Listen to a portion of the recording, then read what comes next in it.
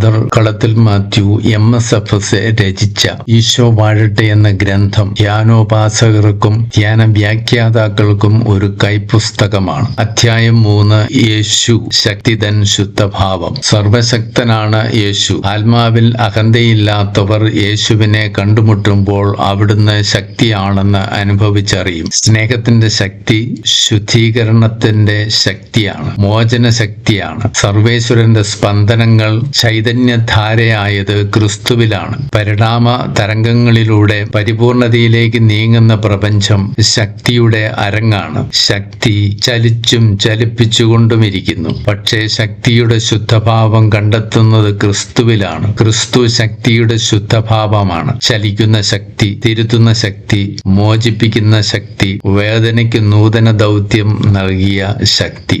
ശക്തിയുടെ സമ്പൂർണതയും ശുദ്ധിയുടെ സമ്പൂർണതയും വിമോചകനും ദൈവരാജ്യ സ്ഥാപകനുമായ ക്രിസ്തുവിലാണ് കാണുവാൻ സാധിക്കുന്നത്. ആവശ്യത്തിൽ ആഴുന്നവരെ സഹായിച്ച ക്രിസ്തു ശക്തിയുടെ ശുദ്ധഭാവം പഠിപ്പിക്കുന്നു. യേശു കരക്കിറങ്ങിയപ്പോൾ വലിയൊരു ജനക്കൂട്ടത്തെ കണ്ടു. അവരോട് അവിടുത്തേക്ക് അനുകമ്പ തോന്നി. അവർ ഇടയനില്ലാത്ത ആട്ടിൻപറ്റം പോലെ ആയിരുന്നു. മർക്കോസ് 6:34. ഇടയനെ കാണാതെ അലയുന്ന ആട്ടിൻപറ്റത്തെ കണ്ടപ്പോൾ തന്റെ പ്രതികരണം അവിടുന്ന് വെറും അനുകമ്പയിൽ ഒതുക്കി നിർത്തിയില്ല. പക്ഷേ ശുദ്ധമായ ശക്തിയുടെ സ്രോതസ്സായ യേശു തമ്പുരാൻ ആത്മാവിനും ശരീരത്തിനും ആഹാരമൊരുക്കി ജനസമൂഹത്തെ സംതൃപ്തരാക്കി. പ്രകൃതിയുടെ നിയമങ്ങൾക്ക് അതീതമായ ശക്തിയാണ് താനെന്ന് വ്യക്തമാക്കി. നന്മ മാത്രം ലക്ഷ്യമായുള്ള യേശു ശക്തിയുടെ ആഴമാണ്. അധ്വാനിക്കുന്നവരും ഭാരം വഹിക്കുന്നവരുമായ നിങ്ങളെല്ലാവരും എന്റെ അടുക്കൽ വരുവിൻ, ഞാൻ നിങ്ങളെ ആശ്വസിപ്പിക്കാം. മത്തായി 11:28. ആശ്വസിപ്പിക്കുവാൻ സന്നദ്ധനായ യേശുവിന്റെ വാക്കുകളാണവ. യഥാർത്ഥ മോചനമാണ് അവിടുന്ന് പ്രദാനം ചെയ്യുന്നത്.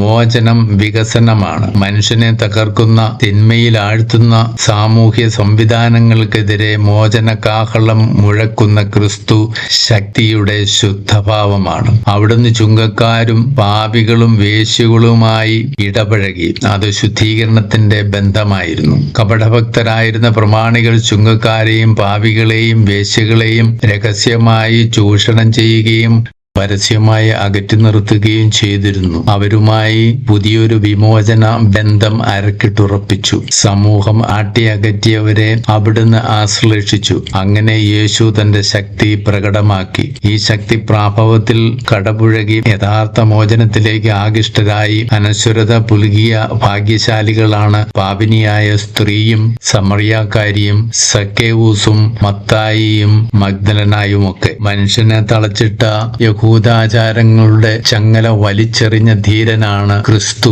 മനുഷ്യനെ മാനിക്കാത്ത അധികാര സംവിധാനങ്ങൾക്ക് എന്നും വെല്ലുവിളി ഉയർത്തുന്ന ശുദ്ധമായ ശക്തിയാണ് അവിടുന്ന്. സീസറിനുള്ളത് സീസറിനും ദൈവത്തിനുള്ളത് ദൈവത്തിനുമെന്ന് പ്രഖ്യാപിച്ച ക്രിസ്തു അധികാര സംവിധാനത്തിലെ നശീകരണ പ്രവണതകളെ പിഴുതെറിയുന്നു. ഈശ്വരൻ അകലങ്ങളിലെ അത്ഭുതമല്ലെന്നും അകതാരിൽ നിറയുന്ന സ്നേഹ ചൈതന്യമാണെന്നും അവിടുന്ന് പഠിപ്പിച്ചു. തെറ്റിന് തെറ്റിനേക്കാൾ ശിക്ഷ നൽകി നീതിയെ അപമാനിച്ചപ്പോൾ തെറ്റിന് മാപ്പ് എന്ന പരിഹാരത്തിലൂടെ രക്ഷയുടെ മാർഗം നീട്ടിയ കാരുണ്യ നിധിയാണ് ക്രിസ്തു. നിയമത്തിന്റെ കഴുകക്കണ്ണുകൾ കുറ്റങ്ങൾ കണ്ടെത്തുന്നു, കാർക്കശ്യത്തിന്റെ കരങ്ങൾ ശിക്ഷിക്കുന്നു. പക്ഷേ തെറ്റുതിരുത്തുന്നതിൽ പരാജയപ്പെടുന്നു. എന്നാൽ ശക്തിയുടെ ശുദ്ധഭാവമായ ക്രിസ്തു ശരിയായ മാർഗം ചൂണ്ടിക്കാണിക്കുന്നു. ക്ഷമയുടെയും സമാധാനത്തിന്റെയും മാർഗം. ആരാധന ആത്മാവിലും സത്യത്തിലും ആയിരിക്കണമെന്ന് അവിടുന്ന് പഠിപ്പിച്ചു. അതിലൂടെ മതത്തിന്റെ അന്തസ്സത്ത എന്താണെന്ന് അവിടുന്ന് വെളിപ്പെടുത്തി. മതത്തിന്റെ